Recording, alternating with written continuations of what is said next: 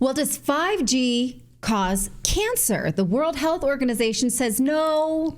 Not it at all. We've done a study. We're sure of it. The science is in. Now watch how sure they are. This propaganda that they're giving us. But a town in Massachusetts is suing the FCC because they say a cell phone tower in their neighborhood is making them sick. They lost their case, and we're going to talk about both of these things. So this headline caught my eye over the weekend because, of course, we all have cell phones. We want to believe that it's harmless to our health. The headline, mobile phones not linked to brain cancer. Biggest study ever finds. Well, let's talk about how big this study is. They made it seem like, yes, cell phones are safe. We know this. It's a done deal. We'll see the confidence with which The Guardian is reporting this. It says they found no overall association between mobile phone use and cancer, no association with prolonged use, no association with the amount of mobile phone use. This scientist says, I'm quite confident in our conclusions. We're done here. Now, whenever a doctor or a scientist is that confident, my spidey sense goes off because scientists should acknowledge their limitations and say, well, there's room for progress. This is what the studies show. This sort of like, this is it, done, look away, right, is what makes me very nervous. So let's look at the study for ourselves, shall we? Now, first of all, we notice where it came from. The Australian government, low on my list of trustworthy entities, paid for by the WHO, which I could say is last on my list of entities I trust. I trust the IRS more than the WHO. Whoa. If I'm really like making a list of who's at the bottom, I trust the least. It's tie.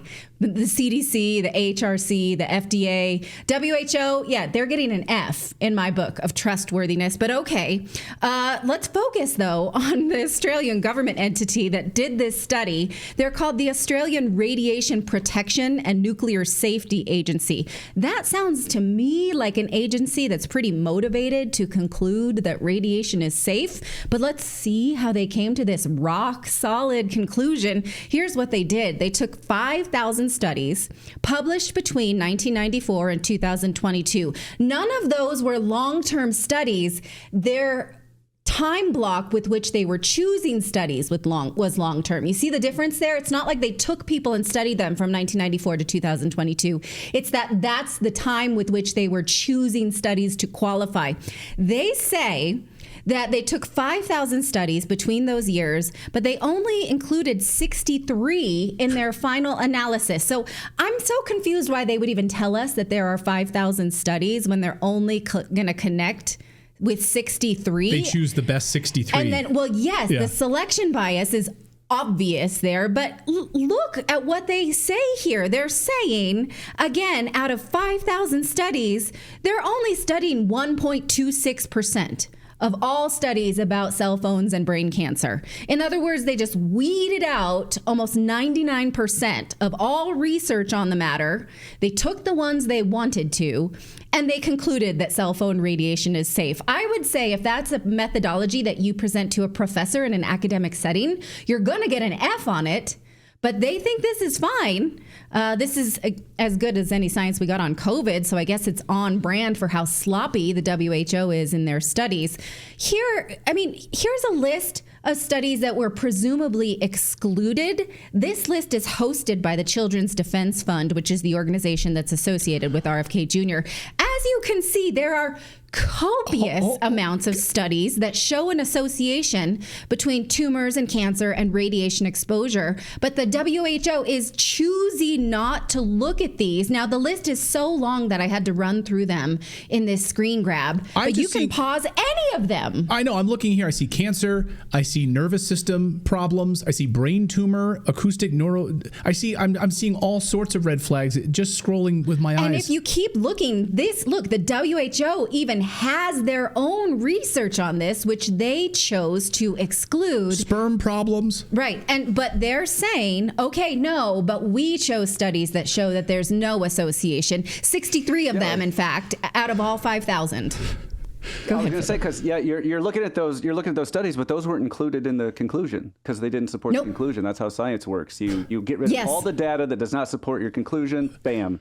That's And Right. make your This is the new conclusions. science. This is the new science. No, it's not science. It's shit science. And the Guardian just went for it. Now, here's something else that the media is not telling us when they are presenting this study is that the WHO study only addresses 1G and 2G. Who's using that any longer? And they acknowledge that 5G and 4G that we have now has higher radiation rates. So how can we apply this to current real world data? We cannot. Here they're saying it's worth noting that we only studied 1G and 2G users. And so there's a limitation with the current exposure that we have right now. So can we apply these results to 5G networks? We cannot. 1G? Who's using 1G? Media. 2007? And yet the Guardian article that I showed you and any other mainstream article is saying, look, they studied this. We know there's no association between cancer and mobile phones networks. We know it based on 1G and 2G. And 1% of the available studies out there. That's how we know this.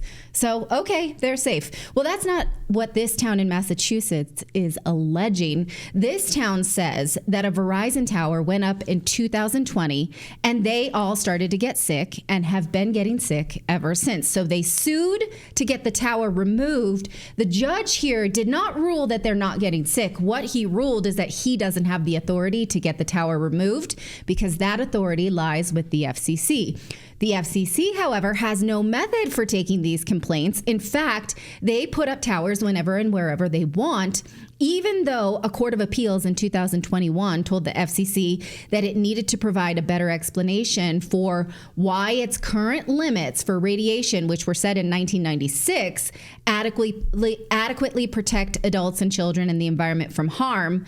And they have not, and they will not. They're allowed to just ignore this. So a judge has asked the FCC, how do you decide what towers go up where? How do you decide what is a safe radiation limit for these towns and cities?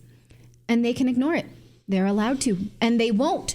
And so these residents say, well, we can't go to the FCC. The FCC is ignoring us, and they won't take this tower down. So what these residents say, I mean, it's too late for them, is what they're saying. They're getting sick, and it's there. But they say that if a tower like this is even proposed in your area, you better fight like hell, because once it's up, there is no recourse for getting it taken down. The courts are saying it's out of our hands, and the FCC is saying F you. So they can't do anything. Here's what Miriam Enkelfels Garcia, the director of the Children's Health Defense that was litigating this, said. As soon as they're proposed, she says, during the permitting process, when there's still political power to push back, you fight. You show up to the town hall and you scream like mad, because once the tower is up, getting relief is almost impossible. She says, while the CHD will keep fighting on behalf of individuals and communities, we need to increase the political pressure and advocate for legislative change. So am I saying that 5G and the cell phone radiation towers and these cell phone networks and your phone itself causes cancer?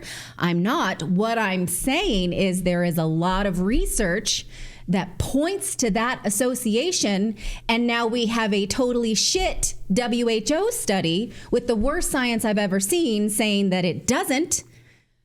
So why would the WHO fund research to lead to this sloppy and clearly preordained conclusion? I leave that to you.